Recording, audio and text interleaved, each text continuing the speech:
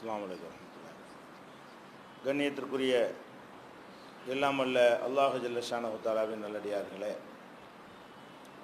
முஸ்லிம்களாகிய நாம் நம்முடைய வணக்க வழிபாடுகளை நிறைவேற்றுவது போல நமக்கு மத்தியிலே செய்து கொள்கின்ற ஒப்பந்தங்களையும் முறையாக நிறைவேற்ற வேண்டும். இந்த ஒப்பந்தங்களிலே நாம் செய்து கொள்ளக்கூடிய திருமணங்கள், கொடுக்கல் வாங்கல்கள், கூட்டாக சேர்ந்து செய்கின்ற தொழில்கள் எல்லாமே ஒரு ஒப்பந்தத்திலே அடங்கி இருக்கிறது என்று பார்த்து வருகிறோம். அந்த வகையில் ஒரு மனிதன் இன்னொரு மனிதனுக்கு ஒரு பொருளை அன்பளிப்பாக அல்லது தர்மமாக அல்லது காணிக்கையாக கொடுக்கிறான் என்று சொன்னால் அதுலேயும் ஒரு ஒப்பந்தம் இருக்கிறது. ஒரு மனிதன் தனக்கு சொந்தமான பொருளை இன்னொரு மனிதனுக்கு கொடுக்கிறான் என்பதை மட்டும்தான் நம்ம விலக்கி வச்சிருக்கிறோம். ஆனால் அப்படி கொடுக்கக்கூடிய நேரத்தில் இவனுக்கு அவனுக்கு மத்தியில் என்ன ஒப்பந்தம் இருக்கிறது, இவன் எப்படி நடந்து கொள்ள வேண்டும், அவன் எப்படி நடந்து கொள்ள வேண்டும், கொடுக்கிறவன் எப்படி நடந்து கொள்ள வேண்டும், அதை வாங்குறவன் எப்படி நடந்து கொள்ள வேண்டும் என்பதற்கெல்லாம் கூட மார்க்கத்தில் விதிமுறைகளும் ஒழுங்குகளும் சொல்லப்பட்டிருக்கின்றன. இப்போ இந்த ஒருத்தருடைய தனக்கு சொந்தமான பொருளை இன்னொருவருக்கு கொடுக்குது என்பது 3 வகையில் கொடுக்க முடியும். ஒன்று தர்மமாக கொடுப்போம். தர்மம் என்று சொன்னால் ஒருத்தனுடைய வறுமைக்காக வேண்டி, ஒருத்தன் படக்கூடிய கஷ்டத்துக்காக வேண்டி பரிதாபப்பட்டு கொடுத்தா அதுக்கு பேர் தர்மம். இந்த தர்மம் கொடுக்கும்போது பெரிய சொந்த பந்தமாக இருக்குன்னு அவசியம் கிடையாது. அவர் யாருன்னு கூட நமக்கு தெரியாது. ஆனால் கஷ்டப்படுறாரு, சிரமப்படுறாரு என்பதற்காக வேண்டி பரிதாபப்பட்டு கொடுக்கறதுக்கு பேர் தர்மம். அதே மாதிரி பரிதாபத்தின் இல்லாமல் அன்புக்காக கொடுப்பது, அண்ணன் தம்பிக்கு கொடுப்பது, தம்பி அண்ணனுக்கு கொடுப்பது, சித்தப்பனை கொடுப்பது, பெரியப்பனை கொடுப்பது, மாமாவை கொடுக்கறதெல்லாம் இறக்கப்பட்டு கொடுக்கறது இல்லை, அன்பு இருக்கிறனால கொடுக்கணும். நம்ம நெருங்கின சொந்தம் அல்லது நண்பர்களுக்கு மத்தியில் கொடுத்து கொள்வது. ஒருத்தர் அவர் கஷ்டப்படுறாருக்காக கொடுக்கறது இல்லை, நல்லா இருந்தால் கூட கொடுக்கலாம். ஒரு நண்பருக்காக வேண்டி நம்ம என்ன செய்யலாம், இந்த பேனாவணி வச்சுக்கேன்னு கொடுக்குறோம். அவன் பேனாவே இல்லாமல் இருக்கிறான்னு சொல்லி நம்ம கொடுக்கறது இல்லை. அவங்ககிட்ட இருந்தால் கூட நம்முடைய அன்பை காட்டுவதற்காக இதை கொடுக்குறோம். இது மாதிரி கொடுப்பதற்கு பேர் அன்பளிப்புன்னு சொல்லுவாங்க. ஒன்று தர்மம், இன்னொன்று அன்பளிப்பு. இது தர்மத்தை சதக்காண்டு மார்க்கத்தில் சொல்லுவோம், அன்பளிப்பை ஹிபத்து என்று சொல்லுவாங்க. இன்னொன்று ஹதியாண்டு ஒரு வகை இருக்கிறது. ஹதியாண்டு சொன்னால் நம்மளை விட மேலாக இருக்கக்கூடியவர்களை மதிக்கிற விதமாக கொடுக்கறதுக்கு பேர் ஹதியா. ஒரு தலைவரை பார்க்க போகிறோம், ஒரு அதிகாரியை பார்க்க போகிறோம், அவங்க அதிகாரியாக இருக்கிறவங்க நம்மள்ட்ட எந்த ஒரு தேவையும் இல்லை, இருந்தாலும் வீசு நகையை பெருங்கையமாக எப்படி போகிறது, அவங்களும் நிறைய வாங்கி கொண்டு கொடுப்போம் என்று கொடுத்தால் அவர் மேலே பெரிய அன்புலாம் நமக்கு கிடையாது, மரியாதை இருக்கிறது. அவருக்கு நமக்கு நெருங்கின பழக்கமோ ஒரு உறவுகளோ ஒன்றுமே இல்லை. அங்கே பச்சாதாபமும் கிடையாது, அன்பும் கிடையாது. முக்கியமாக தூக்கி நிற்பது மரியாதை தான். அப்போ அந்த மரியாதை நிமித்த சஹாபாக்கள் நபிகள் நாயகம் ஸல்லல்லாஹு கொடுத்தாங்களே, அதெல்லாம் அந்த ஹதியாவில் சேரும். இந்த மாதிரி மன்னர்களுக்கு, தலைவர்களுக்கு, மந்திரிகளுக்கு, அதிகாரிகளுக்கெல்லாம் ஒரு பொருளை கொண்டு போய் கொடுத்தோம் என்று சொன்னால் அது ஒரு மரியாதை. அவங்களுக்கு தேவைக்காக நம்ம கொடுக்கல, நம்ம போகும்போது ஒரு மரியாதை செலுத்துறதுக்கு ஒரு அடையாளமாக எதையாவது கொடுக்கணும். இப்படி இந்த 3 வகையில் நம்ம கொடுக்குறோம். இப்படி கொடுக்கக்கூடிய ஒரு நமக்கு சொந்தமான பொருளை ஒரு ஆள் கொடுக்கறதா இருந்தால் இந்த தர்மமாக கொடுக்குறோம் இல்லையா, தர்மமாக கொடுக்கக்கூடிய நேரத்தில் அதில் கவனிக்க வேண்டிய ஒப்பந்தம் என்ன இருக்குதுன்னு சொன்னால், நம்ம கொடுத்ததை சொல்லி காட்டவே கூடாது. அந்த அக்ரிமெண்ட் என்ன இருக்கிறது, ஒரு ஆளுக்கு நம்ம பொருளை கொடுக்குறோம், கொடுத்துட்டு எப்போ பார்த்தாலும் அந்த அவன் போட்டுக்கிற சட்டை நம்ம சட்டை தான், அவர் வச்சுக்கிற வாட்சை நான் வாங்கி கொடுத்த வாட்சு தான், இப்படின்னு சொல்லி கண்ட இடத்துல சொல்லி கொண்டு இருக்கிறது. ஒரு மனிதனுக்கு ஒரு பொருளை எப்போ கொடுத்து விட்டோமோ கொடுத்த உடனே நமக்கு என்னவாச்சு, அந்த பொருள் நம்முடையது இல்லைன்னு ஆக்கி கொள்ளணும். நம்ம எப்போ கொடுத்து விட்டோமோ அந்த பொருள் நம்முடையது இல்லை, யாருக்கு கொடுத்து விட்டோமோ அது அவனுடைய பொருள், அவனுடைய பொருள் அவங்ககிட்ட இருக்குன்னு தான் நம்ம நினைத்து கொள்ளணுமே தவிர நான் தான் அதை கொடுத்தேங்கிறது. அதாவது பொருளிலேருந்து நம்ம தூரம் ஆகிவிட்டால் கூட மனசு அதுக்குள்ளே வச்சுக்கிட்டு இருக்கிறோம். அந்த பொருளின் மீது நம்ம மனசு உரிமை கொண்டாடிக்கிட்டு இருக்கிறது, உடம்பு தான் உரிமை கொண்டாடலை. என்கிட்ட நீ வச்சுக்கன்னு சொல்லிவிட்டோம், ஆனால் மனசு பூரா என்ன இருக்குது, இது நம்ம சட்டை, இது நம்ம பேனா, நீ தான் கொடுத்துப்பிட்டிய, கொடுத்த பிறகு அப்புறம் என்ன ஓன் சட்டை, அப்புறம் என்ன ஓன் பேனான்னு சொல்கிறது. அப்போ மனசில் கொடுக்கல, அதை கையிலேருந்து அவர் கொடுத்துருக்காரே தவிர மனசளவில் அதுக்கு உரிமை கொண்டாடி கொண்டிருக்கிற மாதிரியான நிலைமைகளை நம்ம நிறைய பேர்ட்ட பார்க்குறோம். அப்போ இந்த கொடுக்கும்போது என்ன ஒப்பந்தம் இருக்கிறது, இப்படி கொடுத்தோம் என்று சொன்னால் இதை உனக்கு நான் தர்றேன், இது வந்து தம்பட்டம் அடிக்க மாட்டேன் அப்படின்னு நம்ம சொல்லாமல் ஒரு முஸ்லீமாக இருந்தால் இதெல்லாம் வச்சு தான் கொடுக்குறான். அல்லாஹ் எதை கூடாதுன்னு சொல்லிட்டானோ அதெல்லாம் அந்த கண்டிஷனில் அடங்கிடும். அப்போ நீங்கள் தர்மம் செஞ்சீங்கன்னா என்ன நினச்சி கொடுக்கணும், இதை நான் வந்து அம்பலப்படுத்த மாட்டேன், இதை சொல்லி காட்ட மாட்டேன், உன்னை கேவலப்படுத்த மாட்டேன், உன்னை குத்தி காட்ட மாட்டேன், நீ கஷ்டப்படுறேன்னு உனக்கு நான் உதவியாக தந்திருக்கிறேன், இதுக்கு எனக்கு உள்ள தொடர்பு இதோடு முடிந்து விட்டது அப்படின்னு கொடுக்க வேண்டும். அல்லாஹ் கூட திருமறை குர்ஆனில் சொல்லி காட்டுகிறான், லா துபுத்திரு சதகாத்திக்கும் பில் மன்னி ஒல் அதா, நீங்கள் செய்கிற தர்மங்களை எல்லாம் சொல்லி காட்டி தொல்லைப்படுத்தி பாழாக்கி கொள்ளாதீர்கள். எப்போ நீங்கள் கொடுத்த சொல்லி காட்டிட்டீங்களோ அவனும் வேதனைப்படுறான், அவனுக்கு சங்கடம் ஏற்படுது, அவனுடைய மரியாதைக்கும் பங்கம் ஏற்படுது. அது போக அங்கே ஒன்றும் இல்லாமல் போயிடுது. துன்யாவிலையும் ஒரு மனுஷன் பாதிக்கப்படுகிறான் கொடுத்தும் கொடுக்காத மாதிரி. அதே நேரத்தில் வந்து மறுமையில் கொடுக்கறதுங்கிறது நம்ம எவ்வளோ கஷ்டப்பட்டு சம்பாதிச்சிருப்போம், எதுக்காக வேண்டி கொடுக்குறோம், இதை கொடுத்தால் மறுமையில் நமக்கு அல்லாஹ் தருவான் என்பதற்கு தான் கொடுக்கணும். இப்போ எப்போ சொல்லி காட்டி விட்டானோ அந்த வினாடியை அவன் கொடுக்கலேன்னு ஆயிடுது. அல்லாஹ்வுடைய கணக்கில் இவர் ₹1,00,000 கொடுத்துருந்தாலும் சரிதான், இவர் கொடுத்தார் என்கிறது வந்து அழிக்கப்பட்டு விடும்.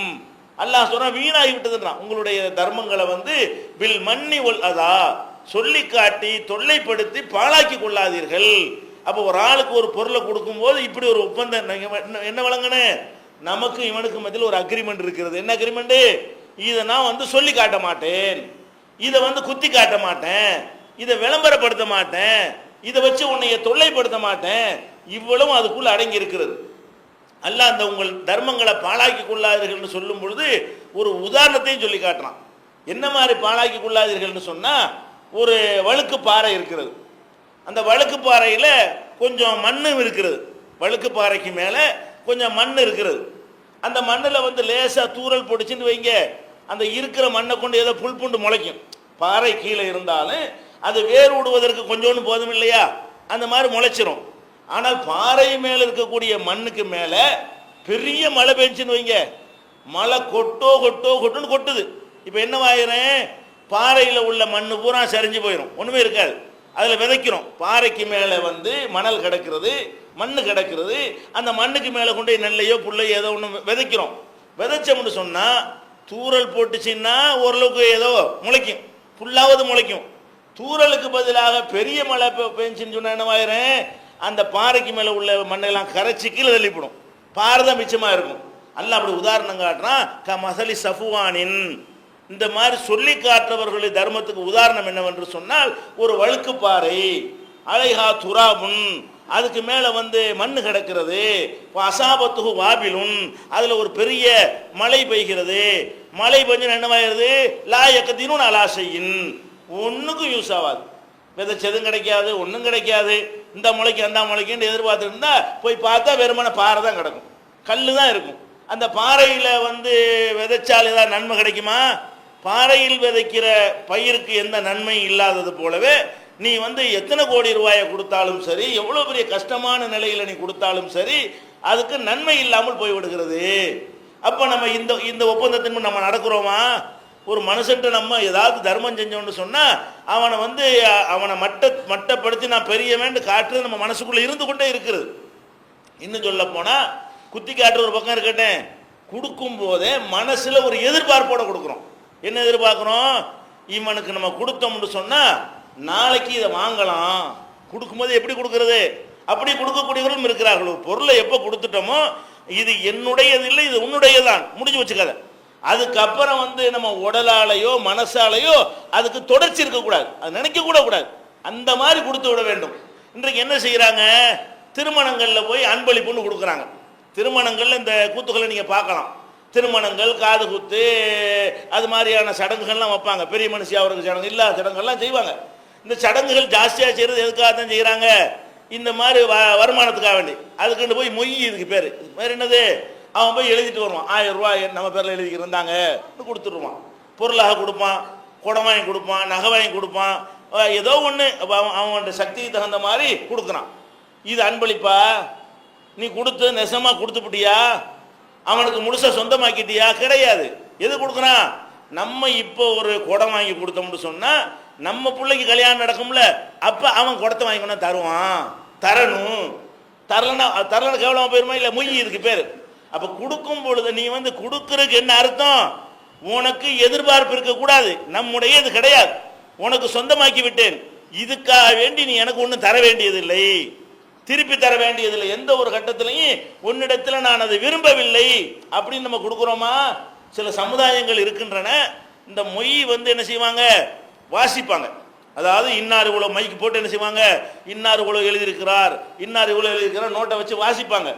மொய் தரலேன்னு வைங்க, அந்த ஊரில் வந்து சில எடுபடி வேலைக்குன்னு சில ஆளுக்கு இருப்பாங்க, நாவிதர்கள், இந்த மாதிரி அந்த மாதிரி ஆட்களை விட்டு கேட்டு விடுறது. அது என்ன செய்யறது? மொய் வரலன்னு கேட்டு விடுறதுக்கு யார் அனுப்புறது? யார் அந்த சமூகத்தில் கேவலமாக அவங்க மதித்து வைத்திருக்கிறார்களோ அது மாதிரி ஒரு ஆளை கூப்பிட்டு என்ன செய்யறது? அந்த மொய் வரல போய் கேட்டு வா, ஆமாம் வாசல் ரோட்டில் நின்று கத்துவான், இவனுக்கு உயிரே போகிற மாதிரி இருக்கும். அப்போ இந்த இது என்ன வகையில் நியாயம்? இது நீங்கள் ஒரு பொருளை அன்பளிப்பு செய்கிறீங்க, உங்கள்கிட்ட வசதி இருக்கிறது, அவன் வாங்கிட்டான். உங்களுக்கு ஒரு காரியம் வரும்போது அவங்ககிட்ட வசதி இருக்காது, சொல்ல இதே மாதிரி இருப்பான்னு சொல்ல முடியுமா? உங்கள் வீட்டில் ஒரு செயினை வாங்கி போட்டீங்க, உங்கள் வீட்டில் ஒரு கல்யாணம் வருது, அவன் எப்படி செயினை வாங்கி போடுவான்? வசதி வாய்ப்பு இருந்தால் போனா பொண்ணு கொண்டு போட்டு போயிடுவான். அவன்கிட்ட வசதி இல்லைன்னு என்ன வாங்குவான்? கடை வாங்க வாங்கிப்பான். அப்போ வந்து இதெல்லாம் ஒரு கொடுக்கும்போது என்ன செய்யணும்? இது ஒரு அன்பளிப்பு, இதுக்கு நீ ஏதாவது எனக்கு பதில் செய்கிறதா இருந்தால் எனக்கு வேண்டாம். அதுக்காக நிறைய பேர் என்ன செய்கிறாங்க, இப்போ இன்னைக்கு ஏகத்துவ எழுச்சி இந்த விழிப்புணர்வுலாம் வந்த பிறகு அன்பளிப்புகள் ஏற்கப்பட மாட்டாதுன்னு பத்திரிகைலாம் போடுறாங்க. அன்பளிப்புகளை வாங்க மாட்டோங்க, அன்பளிப்பு மறுக்கக்கூடாது மார்க்கத்தில். இது அன்பளிப்பு இல்லை, அன்பளிப்பாக இருந்தால் தானே மறுக்கக்கூடாது. இது அன்பளிப்பா? திருப்பி கலெக்ஷனில் பண்ண போகிறான் இவன், கொடுத்து போட்டு நம்மளை திரும்ப கலெக்ஷன் பண்ணுறான், அதுக்கு பேர் அன்பளிப்பா? அதனால் போலி அன்பளிப்பு. இது ஒரிஜினல் அன்பளிப்பாக இருந்தால் யார் இருந்தாலும் வாங்கிக்கிடலாம். இன்னைக்கு தருவாங்க, நாளைக்கு கேட்பாங்க, அது சரிப்பட்டு வருமா? ஒரு நேரத்தில் 10 வீட்டு விசேஷம் வந்தால் என்ன ஆகும்? அவன் 10 வீட்டு செஞ்சுட்டாங்க, ஒரே நேரத்தில் 10 வீட்டுக்கு விசேஷம் வந்துடும். அவனுக்கும் செய்யணும், இவனுக்கும் செய்யணும், அவனுக்கும் செய்யணும், இவனுக்கும் செய்யணும். என்னது பண்ணுறது? சொத்து பத்தை வித்துட்டு செய்கிற அளவுக்குலாம் போயிடுறாங்க. அப்போ அந்த மாதிரி எல்லாம் இல்லாமல் என்ன செய்யணும்? அன்பளிப்பு நம்ம கொடுப்பதாக இருந்தால் வாங்குறவனுக்கும் கொடுக்குறவனுக்கு மத்தியில் என்ன ஒப்பந்தம் இருக்கிறது? இதில் எனக்கு தொடர்ச்சி இல்லை, பின்தொடர்தல் இல்லை, இதுக்காக உன்ட்ட எந்த விதமான இதுவும் உன்ட்ட வச்சுக்கிற மாட்டேன், கேட்க மாட்டேன். கேட்கறத விட்டு தள்ளுங்க, மனசால கூட பொருளை விட்டு தள்ளிட்டு அவனுடைய சிரிப்பு, அவன் நம்மளை கண்டா மரியாதை செய்யணும், இப்படி எதிர்பார்க்குறோமே, நன்றி, இதை கூட எதிர்பார்க்க கூடாதான். நல்லா சொல்லி காட்டுகிறான், இன்னல் அபரார, நல்லடியார்கள்லாம் என்ன செய்வாங்க, சொர்க்கத்தில் இருப்பாங்க அப்படின்னு சொல்லிவிட்டு நல்லடியார்கள் யார் அப்படின்னு நல்லா ஒரு லிஸ்ட் போடுறான். நல்லடியார்கள் சொர்க்கத்தில் இருப்பார்கள்னு சொல்லிவிட்டு நல்லடியார்கள் என்னென்னலாம் செய்வாங்கன்னு பல காரியங்கள் எல்லாம் சொல்லி காட்டுறான். அதில் ஒரு காரியமாக சொல்லி காட்டுகிறான், யுத்இமூன தஆம அலா ஹுப்பிஹி மிஸ்கீனன் யதீமன் வஸீரா. அல்லாஹ்வை நேசித்த காரணத்தினால் அவர்கள் மிஸ்கீனுக்கு, ஏழைகளுக்கு உணவளிக்கிறார்கள், அனாதைகளுக்கு உணவளிக்கிறார்கள், கைதிகளுக்கு, சிறைப்பட்டவர்களுக்கு உணவளிக்கிறார்கள். உணவளிக்கும் பொழுது என்ன சொல்லி உணவளிக்கிறார்கள் என்று சொன்னால், இன்னமா நுத்இமுக்கும் லிவஜ்ஹில்லாஹ், நாங்கள் உங்களுக்கு உணவளிப்பது அல்லாஹ்வுடைய திருப்திக்காகத்தான். லா நுரீது மின்கும் ஜஸாஅன் வலா ஷகூரா, உங்கள்கிட்ட பிரதிபலனை நாங்கள் நாடமாட்டோம், உங்கள்கிட்ட நன்றியையும் நாடமாட்டோம். இப்படி யார் நடக்கிறார்களோ இவங்க தான் நல்லடியார்கள், இவங்க சொர்க்கத்தில் இருப்பாங்கன்னு நல்லா சொல்லி காட்டுறான். அப்போ ஒரு ஆளுக்கு உணவளித்தல் என்பது எல்லா தர்மத்தையும் எடுத்துக்கணும். உணவுங்கிற ஒரு முக்கியமான விஷயமா இருக்குனால நல்லா சொல்லி காட்டுறான். ஒரு ஆளுக்கு சோறு போடும்போது கூட, அட சோறு போட்டதுனால நீ தான் தரணும்னு நினச்சிக்கிறாத, நாளைக்கு நீ சோறு போடணும்னு நினச்சிவிடாத, அதை எதிர்பார்த்து நான் தரவே இல்லை, எனக்கு ஒரு கஷ்டம் வந்தால் நீ நாளைக்கு தருவ, உனக்கு பிரகாசமான எதிர்காலம் இருக்குது. சில பேர் படிப்புக்கு உதவி செய்வாங்க, உதவி செய்யும் பொழுது எப்படி உதவி செய்வான்னு கேட்டால், நம்ம வீட்டில் ஒரு பொண்ணு இருக்குது, படிக்க வச்சோம்னா பொண்ணை கட்டி கொடுத்துக்கலாம், இப்படியெல்லாம் நம்ம செலவில் என்ன செய்வோம், டாக்டர் மாப்பிள்ளை கிடைச்சி போயிடும் இப்படி. அல்லது அவனை படித்து வேலைக்கு நல்ல வேலை கிடைக்க போகுது, இப்போ ஒரு 1000 ரூபா கொடுத்து வச்சோம்னா நாளைக்கு என்ன செய்வான், அவன் பெரிய வேலைக்கு போய் 1 லட்சம் சம்பாதிக்கிறதுக்கான ஒரு நிலைமை இருக்கிறது. இவனை மாதிரி ஆளுக்கு உதவி செஞ்சோம்னா நாளைக்கு என்ன செய்யலாம், 1க்கு 10 100 1000 திருப்பி கிடைக்கும். இந்த மாதிரி எதிர்பார்த்து இதெல்லாம் எதிர்பார்க்கக்கூடாது. கொடுத்தோம்னு சொன்னால், எல்லாம் உன் நன்மைக்கு நான் தர்றேன், இதோட எனக்கு அதுக்கு உள்ள தொடர் முடிந்து விட்டது என்று தான் கொடுக்க வேண்டும். இதில் அல்லாஹ் எப்படி சொல்லி காட்டுறான், இன்னமா நுத்இமுக்கும் லிவஜ்ஹில்லாஹ், அல்லாஹ்வுடைய திருப்திக்காகத்தான் நாங்கள் இந்த உணவை உங்களுக்கு தருகிறோம். லா நுரீது மின்கும் ஜஸாஅன் வலா ஷகூரா, உங்கள்கிட்ட நன்றியையும் நாங்கள் எதிர்பார்க்க மாட்டோம், பிரதிபலனையும் நாங்கள் எதிர்பார்க்க மாட்டோம். இந்த மாதிரி நம்ம கொடுக்குறோமா, சொல்லி காட்டுகிறோம், தொல்லைப்படுத்துகிறோம், அதை விளம்பரப்படுத்துகிறோம், குறைஞ்சபட்ச நன்றியோ அதை எதிர்பார்க்குறோம். எப்படி போய்கிட்டு இருப்போமா, எதுக்கு அவன் வருவானா, நம்மளை பார்த்தணும், பல்ல காட்டணும், காட்டலன்னு வைங்க நான் தான் அவனுக்கு உதவி செஞ்சேன், என்னை பார்த்து சிரிக்க கூட இல்லை. அப்போ நீ சிரிப்பை நீ எதிர்பார்க்குற? ஊரில் போகிற வாரம்னு அவனை போய் சிரிச்சுட்டா இருக்கிறான், அவன் மட்டும் சிரிக்கணும் ஏன் எதிர்பார்க்குற? அவன் உன்ட்ட வாங்கிட்டான், உன்ட்ட வாங்கிட்டதுனால உனக்கு மட்டம், உன்னை கண்டோன்னு சிரிக்கணும், நல்லா இருக்கலான்னு சொல்லணும், அப்படி லேசாக கூணணும், சும்மா கூட சிரிச்சிடக்கூடாது, நிமிந்துக்கிட்டு கொஞ்சம் கூணி குறிப்பை என்ன செய்யணும், இப்படி நின்றா தான் நம்ம கொடுத்ததுக்கு அவன் அடிமைத்தனத்தை கரெக்டாக காட்டுறான். இதே நீ எதிர்பார்க்குற? கொடுத்தது மறுமைக்கு கொடுத்தியா அல்லது நீ நன்றி எதிர்பார்த்து கொடுத்தியா? உனக்கு அடிமைகளை உண்டாக்குறது நீ கொடுத்தியா? அப்போ நம்ம இந்த மாதிரி எதிர்பார்க்குறோமா இல்லையா? ஒரு டீ வாங்கி கொடுத்தா கூட என்ன செய்யணும், அவர் நம்மளை காணும் போதெல்லாம் பல்ல காட்டணும். நாளைக்கு கொடுத்துட்டு என்ன செய்வான், அதை இது பண்ணுறது, வேலை வாங்குறது. கொடுத்துட்டு என்ன செய்யற, டே பட்டி வாங்கிட்டு வர, அவன் ஓடுவான். ஏன் அந்த கொடுத்தவன் அதை ஏன் எதிர்பார்க்குற? கொடுத்த நேற்று வரைக்கும் அப்படி சொல்லியிருக்க மாட்டாரு. நேற்று வரைக்கும் அவனை பார்த்து டே டீ வாங்கிட்டு வாடான்னு சொல்லியிருக்க மாட்டாரு. ஒரு 5 ரூபாய் கொடுத்துட்டு டே டீ வாங்கிட்டு வாடான்னு பாரு. அப்போ என்ன அர்த்தம், இந்த 5 ரூபாய் கொடுத்ததுனால போடா வாடான்னு சொல்றதுக்கெல்லாம் ஒரு ரைட் இருக்குன்னு நினைக்கிறாரு. அவனை அடிமையாக ஆக்குவதற்கு ஒரு ரைட் இருக்குன்னு நினைக்கிறாரு. அவனும் தன்னுடைய வறுமைக்கு அவன் என்ன செய்யறான், அதெல்லாம் செய்கிறான். இப்படி நம்ம நடக்கலாமா? அந்த பொருளை கொடுக்க முன்னாடி நீங்கள் எப்படி பேசிக்கொண்டீர்களோ அப்படி பேசணுமா இல்லையா? இந்த தர்மத்தை கொடுக்கறதுக்கு முன்னாடி வரைக்கும் கண்ணியமாக பேசி கொண்டிருந்தவர்கள் அவனுடைய கஷ்டத்துக்கு என்னதையா தர்மத்தை வாங்கிட்டாண்ட உடனே அவனை போடா வாடாங்கிறது, கேவலமான வார்த்தைகளால் சொல்லுவது, அப்படியே அவன் கீழே போயிடுவான். ஒரு செகண்ட்ல அவனை தூக்கி பள்ளத்தில் போட்டு மிதிக்கக்கூடிய காட்சியெல்லாம் பார்க்கிறோம். அப்போ நம்ம ஒரு பொருளை ஒரு ஆளுக்கு நம்ம எதை கொடுப்பதாக இருந்தாலும் அதை மனசை விட்டு எடுத்துட வேண்டும். மறுமை நாளில் 3 பேர் எல்லாம் விசாரிப்பான். 3 பேரில் ஒரு ஆள் ஆலிமு, அவனே எல்லாம் கேட்பான், ஏடா உனக்கு இல்ம தந்தன ஏடா பண்ண, நான் ஊரா பிரச்சனை பண்ணேன் அந்த ஆளுக்கு இல்லை, நீ ஆலிம்னு பேர் வாங்குறது தான் செஞ்ச, தூக்கிட்டு போன நரகத்துக்குன்றான்ல. அதே மாதிரி ஒரு உடல் ஆரோக்கியம் உள்ள ஒரு வீரனை கூட்டு நீ என்னடா பண்ணேன்டெல்லாம் கேட்பான். நான் உன் பாதையில் உயிரை கொடுத்தேன், நீ வீரன் பேர் வாங்குறது தான் கொடுத்தேன், இவன் எழுத்துட்டு போங்க உயிரை கொடுத்துருக்குறான். அதே மாதிரி ஒருத்தர் பணக்காரர் வர்றாரு, அதான் இப்போ நம்ம எடுத்துக்கணும் டாபிக். அவர் என்ன செய்வாரு, நீ என்ன பண்ண, நிறைய காசை கொடுத்தன, எல்லாத்துக்கும் அள்ளி கொடுத்தன அப்படிம்பாரு. அள்ளி கொடுத்தியா, பெருமைக்கில் கொடுத்த, 4 பேர் பாராட்டணும்ல கொடுத்த, அதனால உனக்கு எல்லாரும் பாராட்டி போட்டாங்க. இங்கே ஒன்றும் கிடையாது, இவனை இழுத்துட்டு போங்க நரகத்துக்குன்றான்ல. கூலி இல்லாமல் போகிறத விட இப்படி எல்லாம் எதையை எதிர்பார்த்து நம்ம செஞ்சோன்னு வைங்க, அது நரகத்தில் கொண்டு நம்மளை தள்ளிடுது. அல்லாவுக்காக செய்கிற ஒரு காரியத்தை மனுஷனுக்காக நம்ம செஞ்சோம்னு சொன்னால், மனுஷன் நம்மளை பாராட்டணுங்கிறதுக்காக வேண்டி செஞ்சோம் என்று சொன்னால் அல்லாவுக்கு கோவம் நம்ம நரகத்தில் தள்ளுறான் என்பதை இந்த ஹதீஸில் நம்ம பார்த்துக்கொள்கிறோம். அப்போ இப்படி நம்ம கொடுப்பதாக இருந்தால் யாரையும் அவனை கேவலப்படுத்தி மட்டப்படுத்தி கொடுத்து விடக்கூடாது, கொடுக்கும் போதும் கேவலப்படுத்தக்கூடாது. சும்மா சத்தம் போட்டு கொடுப்பானுவாங்க, நிறைய பேர் பார்க்குறோம். ஒரு ஆள் 5 கேட்குறானா, ஒரு கொடுக்க நினச்சிட்டாருன்னு வைங்க, என்னப்பா என்ன சொல்ல, அதெல்லாம் திரும்பி பார்க்கணுமா வேற. அதாவது இவன் கொடுக்க போகும்போது எடுத்து போய் கொடுத்துட வேண்டியதானே.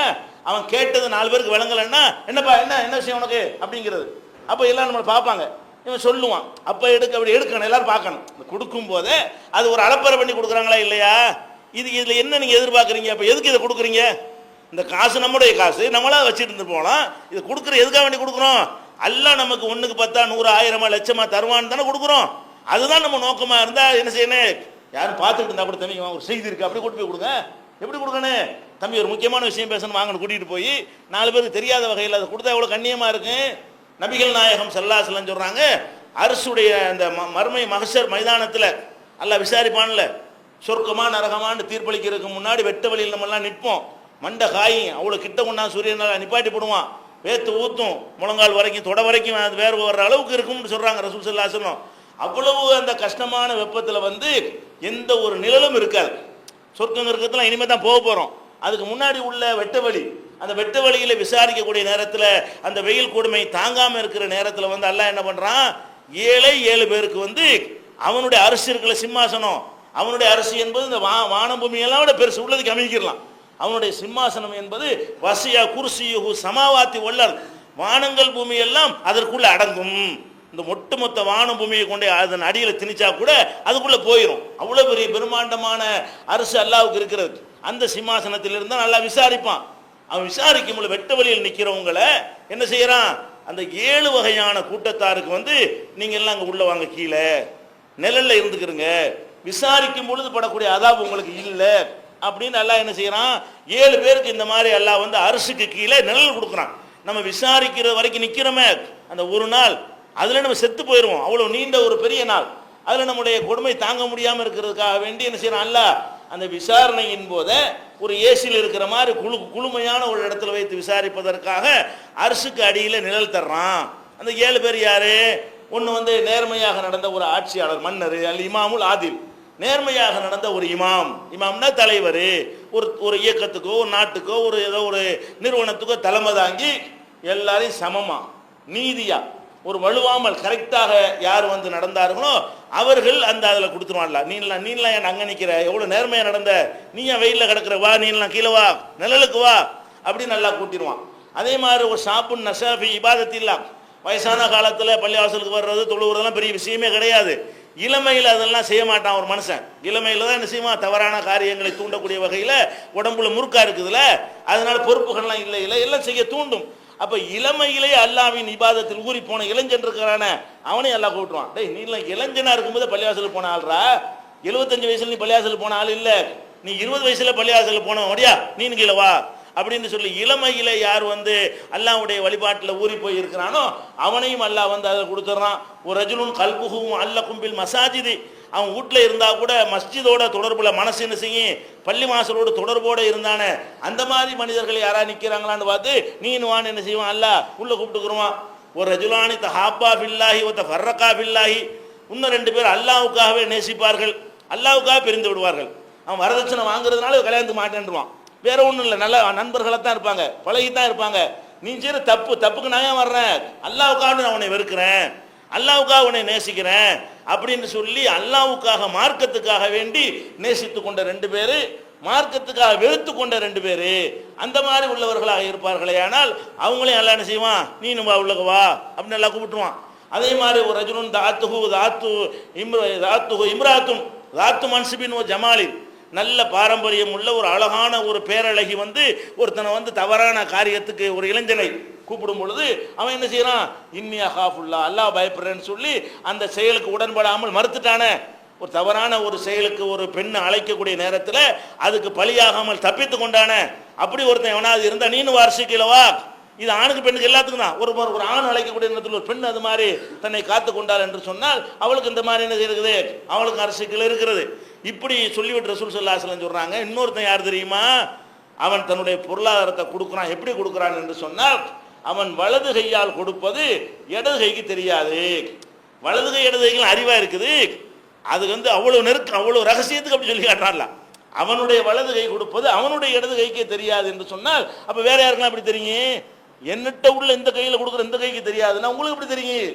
அப்போ வந்து ஒருவருக்கும் தெரியாம ரகசியமா கூட்டிக்கிட்டு போய் கொடுக்க வேண்டியதை ஒருத்தன் கொடுத்தான் என்று சொன்னால் அவனுக்கு எங்க கிடைக்கிறது, அரசுல நிழல்ல கொண்டு அல்லாஹ் வச்சு என்ன செய்யறான், அவனை வந்து விசாரிக்கிறான், அவனுக்கு விசாரணை வந்து லேசாக்கி வைக்கிறான்.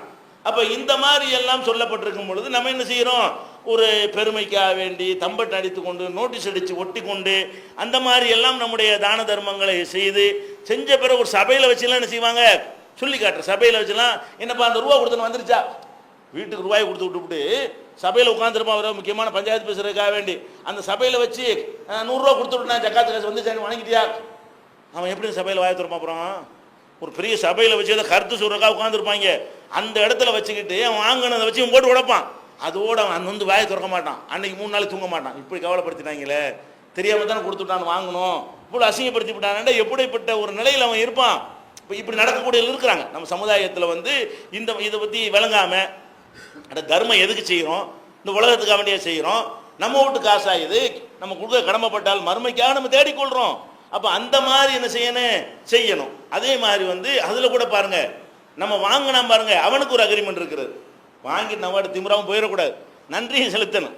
வாங்கினதுக்காக என்ன செய்யணும், நன்றி செலுத்தணும். நன்றி செலுத்தும் போது கூட அல்லாஹ் எப்படி பார்க்குறான்னு கேட்டால் நீ நன்றியும் செலுத்தணும், அதே நேரத்தில் வந்து அவன் எதிர்பார்க்கக்கூடாது, நீ செலுத்தணும்.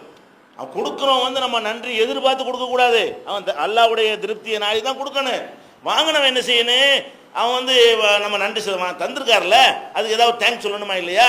அந்த தேங்க்ஸ் சொல்வதில் கூட இஸ்லாம் எப்படி பண்ணுதுன்னு கேட்டால் அதில் கூட சுயமரியாதை விடாமல் நம்ம அடிமையாகவும் ஆயிராம அதே நேரத்தில் அவன் செஞ்ச உபகாரத்தை மறுக்காம எவ்வளோ அற்புதமாக சொல்லுதுன்னு கேட்டால் ரசூல் ஸல்லல்லாஹு அலைஹி வஸல்லம் சொல்கிறாங்க, உங்களுக்கு யாராவது ஒரு உபகாரம் செய்வார்களே ஆனால் நீங்கள் என்ன செய்யுங்க, ஜஸாக்கல்லாஹு ஹைரா, அல்லாஹ் உங்களுக்கு இதுக்கான கூலியை தருவான்னு போயிட்டு இருக்கீங்க, இவ்வளோதான் நன்றி. அடே நீ வந்து என்கிட்ட எதுவும் எதிர்பார்க்காத, நன்றிங்கிற எப்படி உனக்கு நான் செய்கிற நன்றி என்னன்னு கேட்டால் இதனுடைய கூலியை அல்லாஹ் உனக்கு தருவான், அவ்வளோதான் உனக்கு செய்கிற நன்றி. கும்பிடுவேன் சொல்ல காலை விழு அதெல்லாம் நினைக்காத. அதே நேரத்தில் நீ தந்ததை நான் மறக்கலை, உனக்கு துவா செஞ்சு விட்டேன், நீ நீ எனக்கு கொடுத்தீங்கள, அதுக்கு நான் என்ன செஞ்சுட்டேன், அல்லாஹ் இவருக்கு நல்ல கூலியை கொடுன்னு அல்லாஹ்ட்ட கேட்டுவிட்டேன். அப்போ நீ என்கிட்ட கொடுத்ததற்கான கூலியை நீ அங்கே தான் பார்க்கணுமே தவிர ஏதோ கொடுத்ததுக்காக நீ அடிமைன்னு நினச்சிடக்கூடாதுங்கிற சுயமரியாதையும் அதில் இருக்கிறது.